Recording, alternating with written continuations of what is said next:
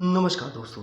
Welcome to Ram sir Hindi channel. दोस्तों, आज के दैनिक जागरण एडिटोरियल की कुछ इंपॉर्टेंट आउटलाइंस और इसकी पीडीएफ आप हमारे टेलीग्राम चैनल से ले सकते हो, जिसका लिंक वीडियो के डिस्क्रिप्शन में है।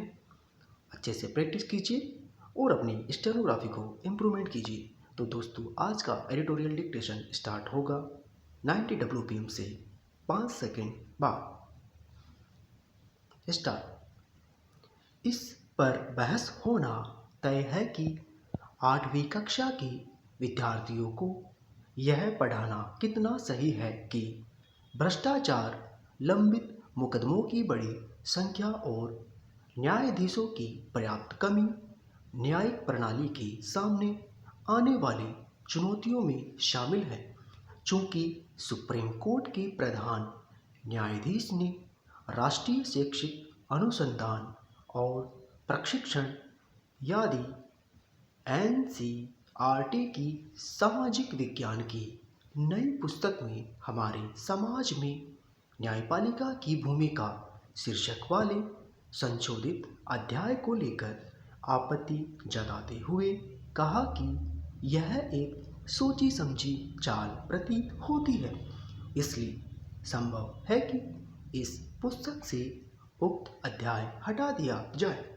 जो भी हो, यदि ऐसा होता है तो इससे न्यायपालिका में भ्रष्टाचार का प्रश्न ओझल होने वाला नहीं है। न्यायपालिका में भ्रष्टाचार के अनेक मामले सामने आ चुके हैं और उन पर व्यापक चर्चा भी होती रहती है। हाल में सबसे अधिक चर्चा हुई दिल्ली उच्च न्यायालय के न्यायाधीश रहे यशवंत वर्मा के भ्रष्टाचार की। उनके आवास से करोड़ों के अधजले नोट बरामद किए गए थे, जो कि उनके खिलाफ महाभियोग की प्रक्रिया अभी पूरी नहीं हो सकी है, इसलिए वे अपने पद पर बने हुए हैं। भ्रष्टाचार के कारण अन्य अनेक न्यायाधीश भी कटघरे में खड़े हो चुके हैं।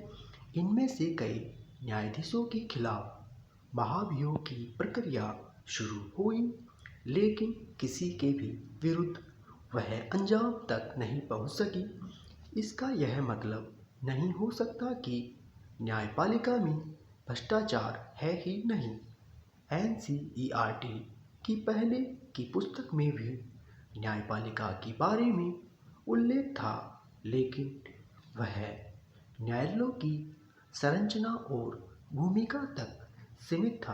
कहना कठिन है कि NCERT ने क्या सोचकर न्यायपालिका वाले पाठ को संशोधित किया और उसमें लंबित मुकदमों का विवरण आदि देते हुए सुप्रीम कोर्ट के पूर्व प्रधान न्यायाधीश BR गवई के इस कथन का भी उल्लेख किया कि न्यायपालिका के भीतर भ्रष्टाचार की घटनाओं का जनता के भरोसे पर नकारात्मक प्रभाव पड़ता है।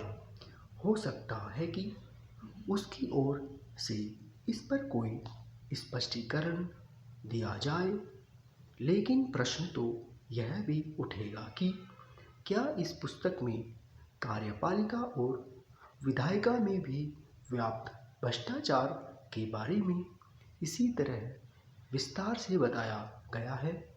भ्रष्टाचार व्यवस्था के किसी एक अंग तक सीमित नहीं है, यह व्यवस्था के हर अंग में व्याप्त है और चिंता की बात यह है कि उस पर लगाम लगती नहीं दिख रही है।